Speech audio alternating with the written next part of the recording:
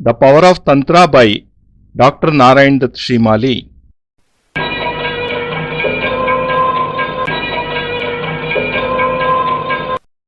Jai Gurudev. Welcome to all sadhakas, shishyas and lovers of Tantra, the ancient spiritual discipline related to the power of Shakti, the female principle of creation by Paramapujya Gurudev, Paramahams Yogiraj Swami Nikhileshwaranandji, also known as Dr. Narayan Dutt Shrimali.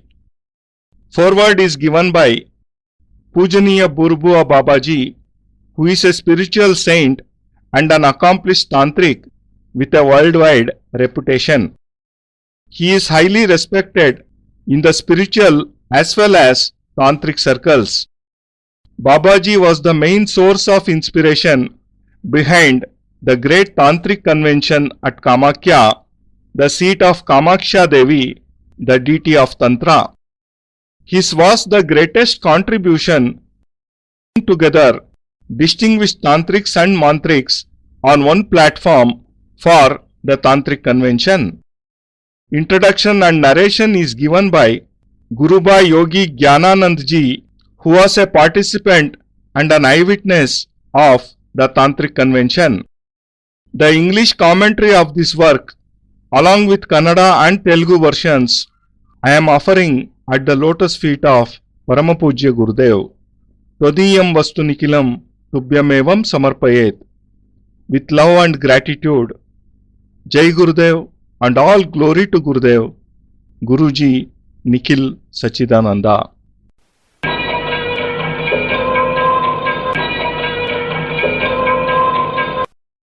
ಜೈ ಗುರುದೇವ್. ನಮ್ಮ ಭಾರತೀಯ ಋಷಿ ಪರಂಪರೆಯ ಅತಿ ಪ್ರಾಚೀನ ಅದ್ವಿತೀಯ ಶ್ರೇಷ್ಠತಮ ವಿದ್ಯೆ ತಂತ್ರ, ಶಕ್ತಿಯ ಆರಾಧನೆ, ಸಂಪೂರ್ಣ ಸೃಷ್ಟಿಗೆ ಆಧಾರಭೂತವಾಗಿರುವ ಸಮಸ್ತ ಬ್ರಹ್ಮಾಂಡವನ್ನು ವ್ಯಾಪಿಸಿ ಪರಿಪಾಲಿಸುತ್ತಿರುವ ಸ್ತ್ರೀತತ್ವದ ಉಪಾಸನೆಗೆ ಎಲ್ಲ ಸಾಧಕರು, ಶಿಷ್ಯರು ಹಾಗೂ ತಂತ್ರವಿದ್ಯೆಯ ಪ್ರೇಮಿಗಳಿಗೂ ಅತ್ಯಂತ ಹೃತ್ಪೂರ್ವಕ ಸುಸ್ವಾಗತ ಕೋರುತ್ತಿದ್ದೇನೆ. ಪರಮಪೂಜ್ಯ ಗುರುದೇವ್ ಯೋಗಿರಾಜ್ ನಿಖಿಲೇಶ್ವರಾನಂದರ ದ ಪವರ್ ಆಫ್ ತಂತ್ರ ಎಂಬ ಈ ಅದ್ಭುತವಾದ ಕೃತಿಗೆ ಮುನ್ನುಡಿಯನ್ನು ಪೂಜನೀಯ ಬುರ್ಬುವ ಬಾಬಾಜಿಯವರು ಬರೆದಿರುತ್ತಾರೆ. ಪೂಜ್ಯ ಬಾಬಾಜಿಯವರು ಆಧ್ಯಾತ್ಮಿಕ ಗುರುಗಳಾಗಿ ಮಾತ್ರವಲ್ಲದೆ ನಿಷ್ಣಾತ ತಾಂತ್ರಿಕರಾಗಿಯೂ ಸಹ ವಿಶ್ವವಿಖ್ಯಾತರಾಗಿದ್ದಾರೆ. ತಂತ್ರವಿದ್ಯೆಯ ಶ್ರೇಷ್ಠ ಶಕ್ತಿಪೀಠವಾದ ಕಾಮಾಖ್ಯದಲ್ಲಿ ಕಾಮಾಕ್ಷಾದೇವಿಯ ಪವಿತ್ರತಮ ದಿವ್ಯ ಸನ್ನಿಧಿಯಲ್ಲಿ ನಡೆದಂತಹ ಮಹಾತಂತ್ರ ಸಮ್ಮೇಳನದ ಹಿಂದಿನ ಮೂಲ ಪ್ರೇರಣೆ ಹಾಗೂ ಪ್ರಮುಖ ಆಧಾರ ಸ್ತಂಭ ಬಾಬಾಜಿಯವರೇ ಆಗಿದ್ದಾರೆ. ಅದ್ಭುತ ಅಲೌಕಿಕ ಅದ್ವಿತೀಯ ಸಾಧನೆಗಳನ್ನು ಮಾಡಿ ತಂತ್ರ ಮಹಾವಿದ್ಯೆಯಲ್ಲಿ ದಂತಕಥೆಗಳಾಗಿರುವ ಮಹಾನ್ ಸಾಧಕರುಗಳನ್ನೆಲ್ಲ ತಂತ್ರ ಸಮ್ಮೇಳನದ ಒಂದೇ ವೇದಿಕೆಯ ಮೇಲೆ ಕರೆತಂದ ಕೀರ್ತಿ ಪೂಜ್ಯ ಬಾಬಾಜಿಯವರಿಗೆ ಸಲ್ಲುತ್ತದೆ.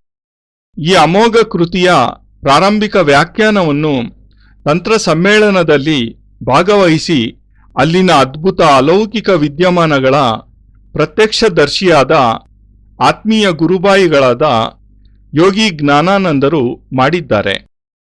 ಈ ಕೃತಿಯನ್ನು ಸಂಪೂರ್ಣವಾಗಿ ಇಂಗ್ಲಿಷ್, ಕನ್ನಡ, ತೆಲುಗು ಭಾಷೆಗಳಲ್ಲಿ ವಿನಮ್ರತೆಯಿಂದ ಪರಮಪೂಜ್ಯ ಗುರುದೇವರ ಪಾದಪದ್ಮಗಳಲ್ಲಿ ಸಮರ್ಪಿಸುತ್ತಿದ್ದೇನೆ.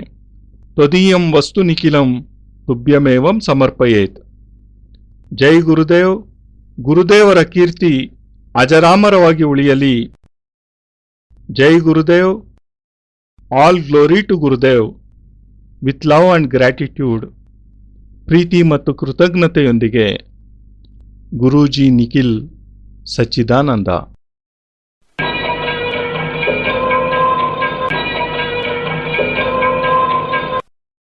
Preface. I am happy that a book on a little known subject is being published. Tantric practices and siddhis which have made India the world leader in spiritual power and which sadhakas or practitioners of Tantra strive to master have been elucidated through this book.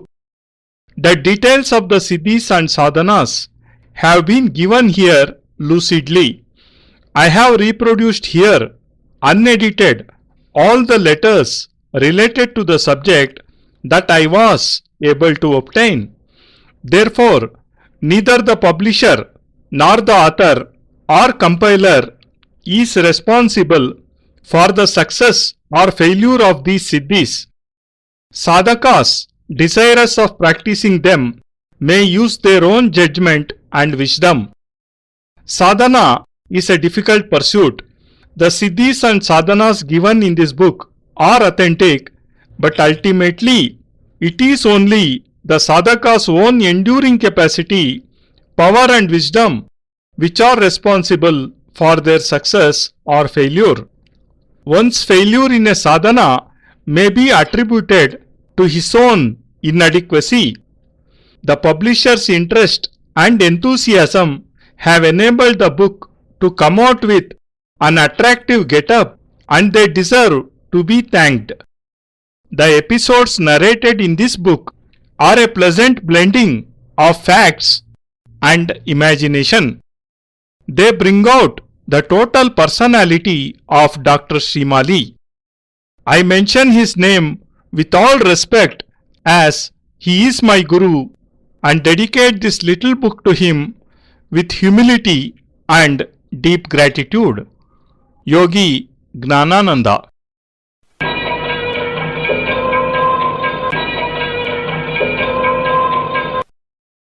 Forward by Pujaniya Burbua Babaji. Yogi Jnanananda showed me the letters related to Dr. Narayan Datta Srimali's life. He wished them to be published. The letters selected by him from the collection are indeed significant since they reflect the personality of Srimali ji. I feel that these letters should have been published much earlier, as they not only transcend time but will also be a source of inspiration to those engaged in sadhana, that is, tantric practices. Through them they will experience a new surge of energy within themselves and will get renewed vigor and courage to go ahead on their chosen path. I am familiar with the many facets of Srimali ji's personality. Although I am unable to fathom his total personality, from my personal knowledge of him, he appears colossal like the Himalayas and pure like the Ganga.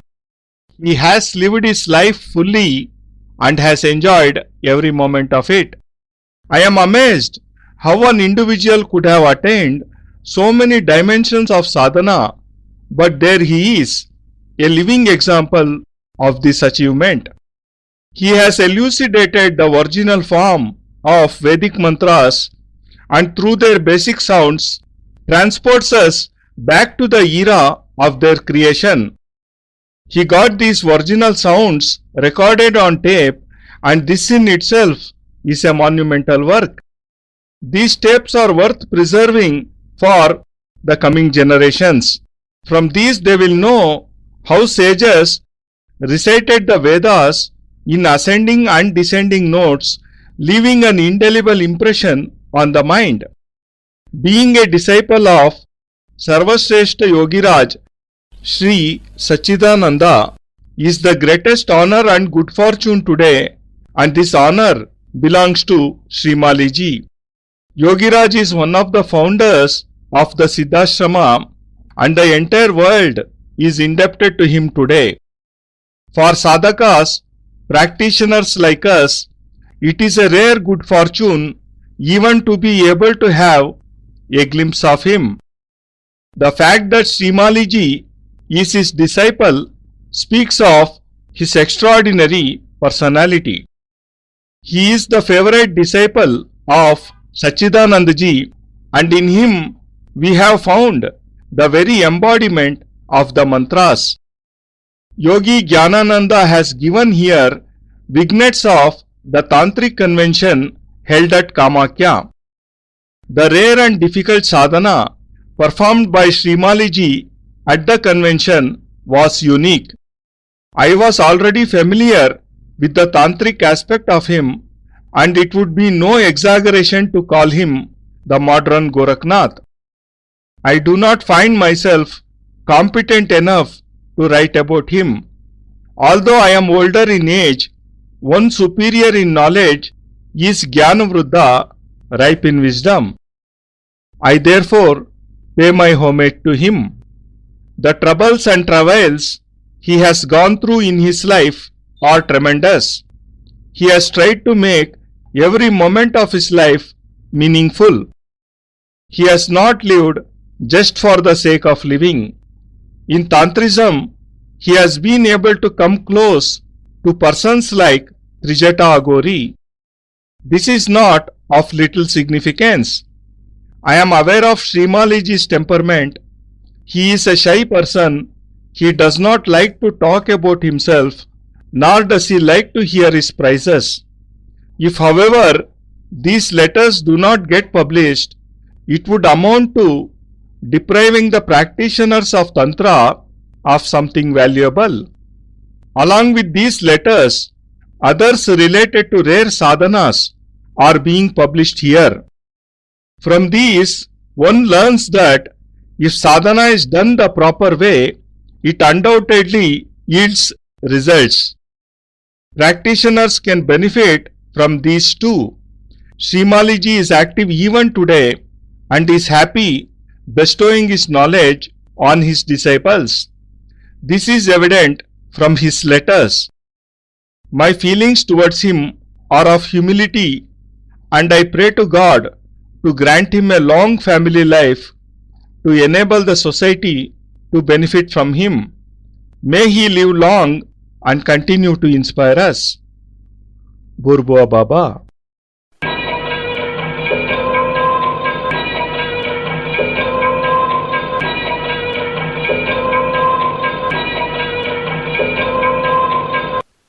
I shall begin with the Tantric convention at Kamakhya. This convention was a subject of discussion amongst us.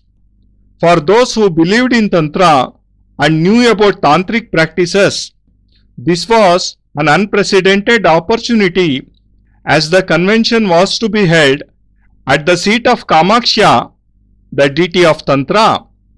Although the convention was not published in the press, it was a welcome piece of information for those initiated in Tantra, and it was reported that some foreign tantrics too were to participate in the convention. It was said that distinguished tantrics from all over India would be participating in the convention, but only those who had mastered at least one of the 10 Mahavidyas, great skills, would be permitted to participate. Now for Tantra, this is a high standard to achieve. This precondition was laid down so that only very distinguished tantrics would participate. The organizers did not wish the place to be overcrowded by novices and precious time wasted. This convention was neither a political one nor a social occasion. It was not funded by big businessmen, nor was mere curiosity the motivation.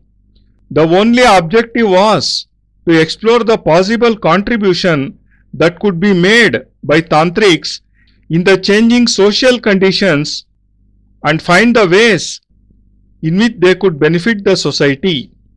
Moreover, it was also the intention to find out how many expert tantrics existed in the country.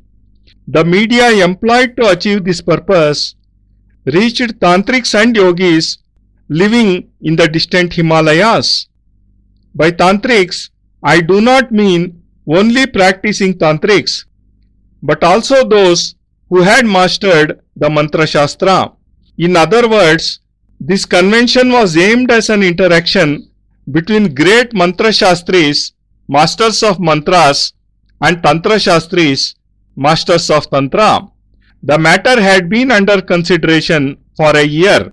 We were waiting eagerly for the inauguration of the convention.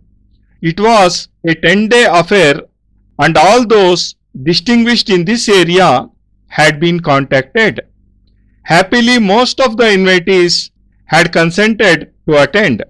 Included among these were Pagla Swami, Swami Chaitanya Murti, Krupalu Swami, Baba Bhairavnath, Swami Pret Baba, Agori Girijananda, Agori Karparanand Bharati, and Trijata Agori. I had heard of these great personalities millions of times. They had become legends associated with great miracles. A get-together of such tantrics, mantriks, and agoris was a great wonder for us. The consensus was to gather left and right-wing experts in sadhana at one place to demonstrate their siddhis, ways and means of overcoming the obstacles in achieving them, and in what way they could benefit common people were to be the subjects of discussion at this convention.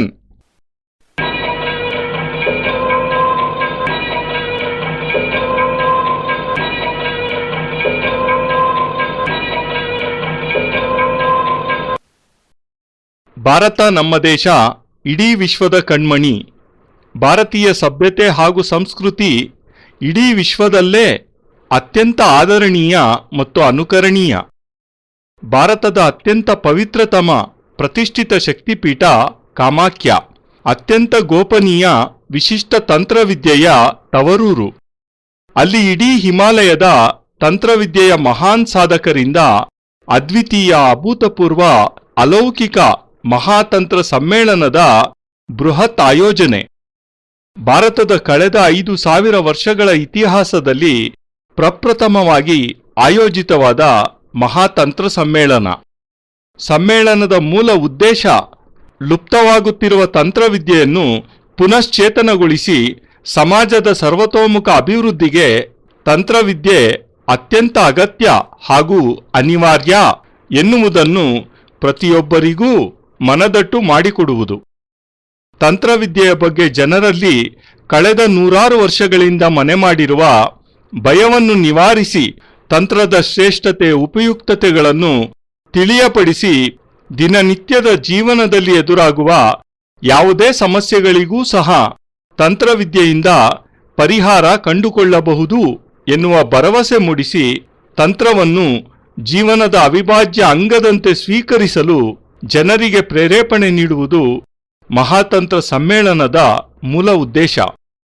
ತಂತ್ರವಿದ್ಯೆಯ ಅತ್ಯಂತ ಗೋಪನೀಯ ಸಾಧನೆಗಳಾದ ಪರಕಾಯ ಪ್ರವೇಶ, ಮೃತ ಸಂಜೀವಿನಿ ವಿದ್ಯೆ, ಆಕಾಶಗಮನ ಸಿದ್ಧಿ, ಕಾತ್ಯಾಯನಿ ಪ್ರಯೋಗ, ಕೃತ್ಯ ಸಾಧನೆ ಮುಂತಾದ ಹಲವಾರು ಸಾಧನೆಗಳನ್ನು ಮಹಾತಂತ್ರ ಸಮ್ಮೇಳನದ ಮುಖಾಂತರ ಬೆಳಕಿಗೆ ತಂದು ಭಾರತದ ಹಿರಿಮೆಯನ್ನು ಇಡೀ ವಿಶ್ವಕ್ಕೆ ತೋರಿಸುವ ಮಹಾಸಂಕಲ್ಪ ನಮ್ಮ ಋಷಿಮುನಿಗಳದ್ದು.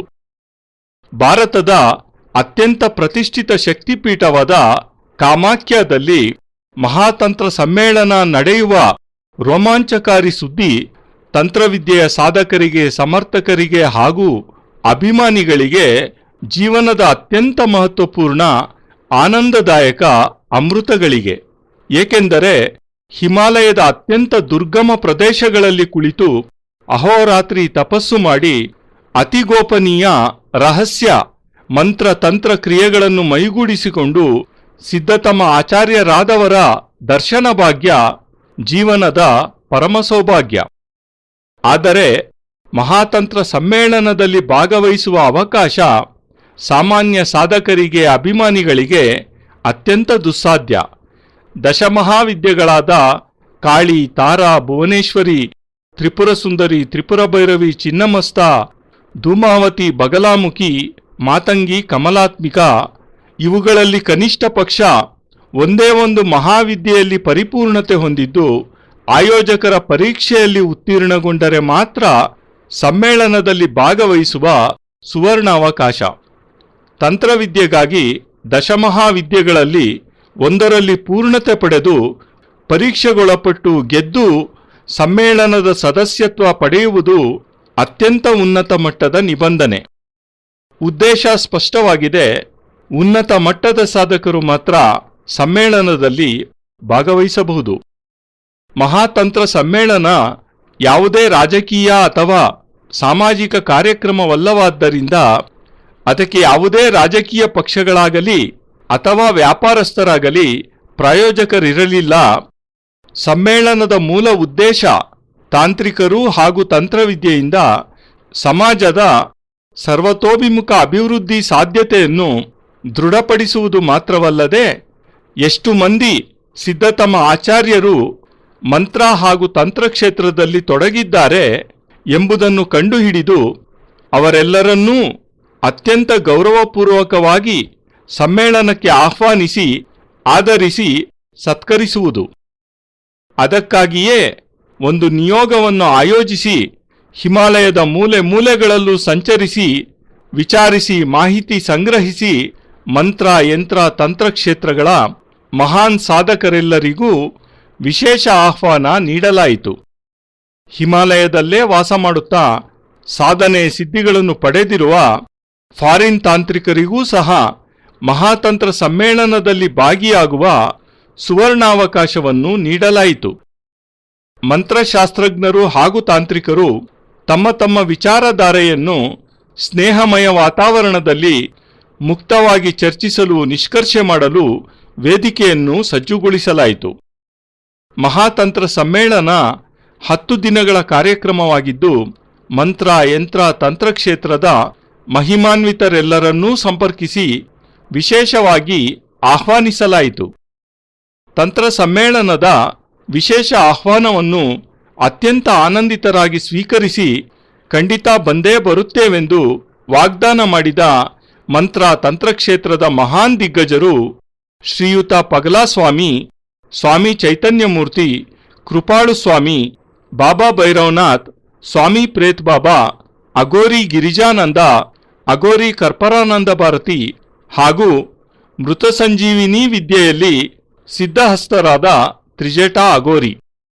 ಈ ಪ್ರತಿಯೊಬ್ಬರೂ ತಮ್ಮ ತಮ್ಮ ಸಾಧನಾ ಕ್ಷೇತ್ರದಲ್ಲಿ ಅದ್ಭುತ ಅಲೌಕಿಕ ಸಾಧನೆ ಮಾಡಿ ದಂತಕಥೆಯಾಗಿ ಉಳಿದವರು. ಇಂತಹ ಮಹಾನ್ ಸಾಧಕರನ್ನು ಒಂದೇ ವೇದಿಕೆಯಲ್ಲಿ ಕಾಣುವುದು ಅತ್ಯಂತ ವಿಸ್ಮಯಕಾರಿ ಘಟನೆ. ಸಮ್ಮೇಳನದ ಮೂಲ ಉದ್ದೇಶ ಎಡ ಮತ್ತು ಬಲಪಂಥದ ವಿಶೇಷಜ್ಞರನ್ನು ಒಂದೇ ವೇದಿಕೆಯಲ್ಲಿ ತಂದು ಅವರಿಂದ ಸಿದ್ಧಿಗಳ ಪ್ರದರ್ಶನ ಮಾಡಿಸುವುದು, ನಂತರ ಸಾಧನಾ ಕಾಲದಲ್ಲಿ ಉದ್ಭವಿಸುವ ಸಮಸ್ಯೆಗಳ ಪರಿಹಾರ ಹಾಗೂ ಜನಸಾಮಾನ್ಯರಿಗೆ ದೈನಂದಿನ ಜೀವನದಲ್ಲಿ ಸಾಧನೆ ಸಿದ್ಧಿಗಳ ಉಪಯುಕ್ತತೆಯನ್ನು ಮನದಟ್ಟು ಮಾಡಿಸುವುದು.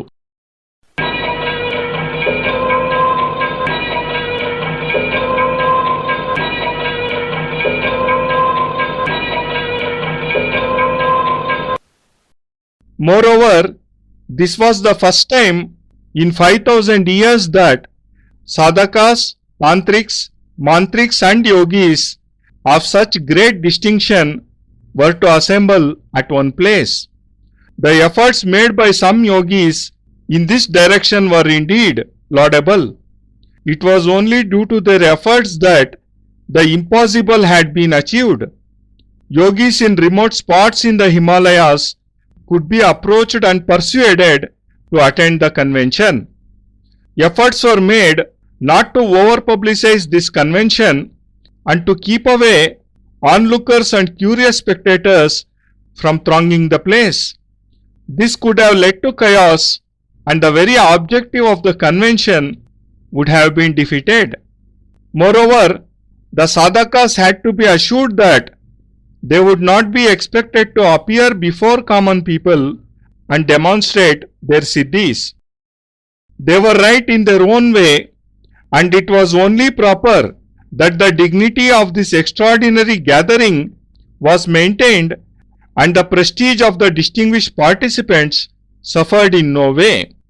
For the last 20 years, I have been trying to penetrate into the realm of Tantra, and I have been able to master Tara Vidya, which is one of the 10 great skills in Tantra. I have experimented this with success and had gone up in my own estimation. Frankly, I had overestimated myself.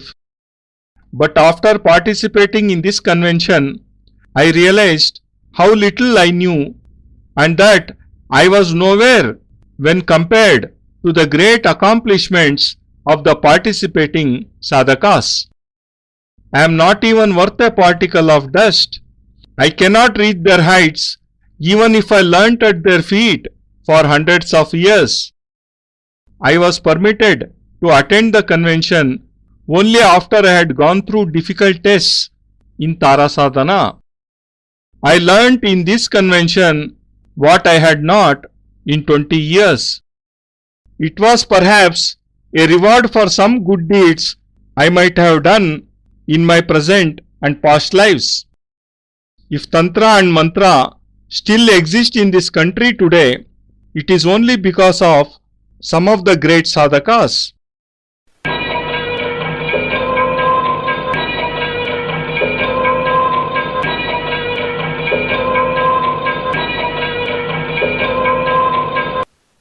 ಐದು ಸಾವಿರ ವರ್ಷಗಳ ಸುದೀರ್ಘ ಕಾಲಖಂಡದ ನಂತರ ಮೊಟ್ಟ ಮೊದಲ ಬಾರಿಗೆ ಅದ್ವಿತೀಯ ಅಲೌಕಿಕ ಸಾಧಕರು, ತಾಂತ್ರಿಕರು, ಮಾಂತ್ರಿಕರು ಹಾಗೂ ಯೋಗಿಗಳು ಒಂದೇ ವೇದಿಕೆಯಲ್ಲಿ ಸಮಾವೇಶಗೊಂಡಿರುವುದು, ಅದರ ಹಿನ್ನೆಲೆಯಲ್ಲಿ ಹಲವಾರು ಯೋಗಿಗಳ ನಿರಂತರ ಪರಿಶ್ರಮ, ಏಕನಿಷ್ಠತೆ, ಶ್ರದ್ಧಾಭಕ್ತಿಗಳು ಅತ್ಯಂತ ಶ್ಲಾಘನೀಯ. ತಾಂತ್ರಿಕ ಸಮ್ಮೇಳನದ ಆಯೋಜನೆ ಮತ್ತು ಅಲ್ಲಿ ನಡೆದಂತಹ ವಿಶಿಷ್ಟ ಘಟನಾವಳಿಗಳ ಕಿರುಪರಿಚಯ ತಾಂತ್ರಿಕ ಲೋಕದ ನಿಗೂಢತೆಯನ್ನು ತಿಳಿಯುವ ಉತ್ಸುಕತೆ ಹೊಂದಿರುವ ಓದುಗರೊಂದಿಗೆ ಹಂಚಿಕೊಳ್ಳುವ ಪರಮ ಸೌಭಾಗ್ಯ ನನ್ನದಾಗಿದ್ದಕ್ಕೆ ನಾನು ಆಜನ್ಮ ಪರ್ಯಂತ ಭಗವಂತನಿಗೆ ಚಿರಋಣಿಯಾಗಿದ್ದೇನೆ. ನನ್ನ ಹೆಸರು ಯೋಗಿ ಜ್ಞಾನಾನಂದ. ಕಳೆದ 20 ವರ್ಷಗಳಿಂದ ಅತ್ಯಂತ ಗೋಪನೀಯ ತಾಂತ್ರಿಕ ವಿದ್ಯಾ ಜಗತ್ತಿನಲ್ಲಿ ಪ್ರವೇಶಿಸಿ ದಶಮಹಾವಿದ್ಯೆಗಳಲ್ಲೊಂದಾದ ತಾರಾ ಭಗವತಿ ಸಾಧನೆಯನ್ನು ತಂತ್ರವಿದ್ಯಾ ಗುರುಗಳಾದ ಪೂಜ್ಯ ಶ್ರೀ ಭೂತ್ ಬಾಬಾರವರಿಂದ ದೀಕ್ಷೆ ಪಡೆದು ಅನುಗ್ರಹೀತನಾಗಿ ಸಿದ್ಧಿ ಪಡೆದಿದ್ದೇನೆ. ತಾರಾ ಮಹಾವಿದ್ಯೆ ಸಿದ್ಧಿಯಾದ ನಂತರ ಅದರ ಪ್ರಯೋಗಗಳನ್ನು ಮಾಡಿ ಪಡೆದ ಯಶಸ್ಸಿನಿಂದ ನನಗೆಲ್ಲ ಗೊತ್ತಿದೆ, ನನ್ನ ಸಮಾನರಾರೂ ಇಲ್ಲ ಎಂಬ ಅಹಂಭಾವ ಜಾಗೃತವಾಗಿತ್ತು. ತಂತ್ರ ಸಮ್ಮೇಳನದಲ್ಲಿ ಭಾಗವಹಿಸಿದ ನಂತರ ನನಗನಿಸಿದ್ದು, ತಂತ್ರವೆಂಬ ಮಹಾಸಾಗರದಲ್ಲಿ ನನ್ನ ಅಸ್ತಿತ್ವ ಒಂದೇ ಒಂದು ಹನಿಯಷ್ಟೂ ಇಲ್ಲ ಎಂದು. ಸಮ್ಮೇಳನದಲ್ಲಿ ಭಾಗವಹಿಸಿದ ಮಹಾನ್ ಸಾಧಕರ ಅಲೌಕಿಕ ಸಾಧನೆಯ ಸಿದ್ಧಿಗಳನ್ನು ಕಣ್ಣಾರೆ ಕಂಡ ನಂತರ ನಾನಿವರ ಚರಣಧೂಳಿಗೂ ಯೋಗ್ಯನಲ್ಲ, ಇವರ ಚರಣಕಮಲದಲ್ಲಿ ಕುಳಿತು 100 ವರ್ಷ ಕಲಿತರೂ ಇವರ ಸಾಧನೆಯ ಪರಾಕಾಷ್ಠತೆಯನ್ನು ತಲುಪಲಾರೆ ಎಂಬ ದೈನ್ಯತಾಭಾವ ನನ್ನಲ್ಲಿ ಮೂಡಿತು. ತಾರಾ ಸಾಧನೆಯ ಅತ್ಯಂತ ಕಠಿಣ ಪರೀಕ್ಷೆಗಳನ್ನು ಎದುರಿಸಿ ಅದರಲ್ಲಿ ಉತ್ತೀರ್ಣನಾದ ನಂತರ ಸಮ್ಮೇಳನದಲ್ಲಿ ಭಾಗವಹಿಸಲು ನನಗೆ ಅನುಮತಿ ಸಿಕ್ಕಿದ್ದು ನನ್ನ ಪೂರ್ವಜನ್ಮಗಳ ಸುಕೃತ ಫಲ. ತಂತ್ರ ಹಾಗೂ ಮಂತ್ರ ನಮ್ಮ ಭಾರತದಲ್ಲಿ ಇಂದಿಗೂ ಸಹ ಅಸ್ತಿತ್ವದಲ್ಲಿದೆ ಅಂದರೆ ಅದು ಖಂಡಿತ ಈ ಮಹಾನ್ ಸಾಧಕರಿಂದಲೇ, ಅವರ ಛಲ ಹಾಗೂ ಇಚ್ಛಾಶಕ್ತಿಯಿಂದಲೇ.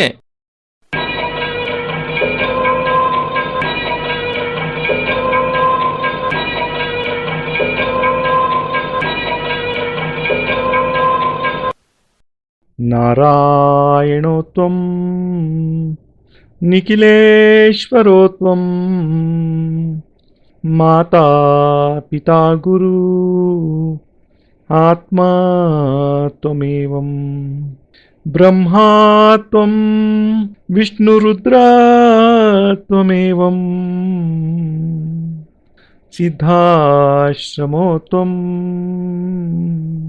ಗುರುವಂ ಪ್ರಣಮ್ಯಂ ತ್ವಮೇವ ಮಾತಾ ಚ ಪಿತಾ ತ್ವಮೇವ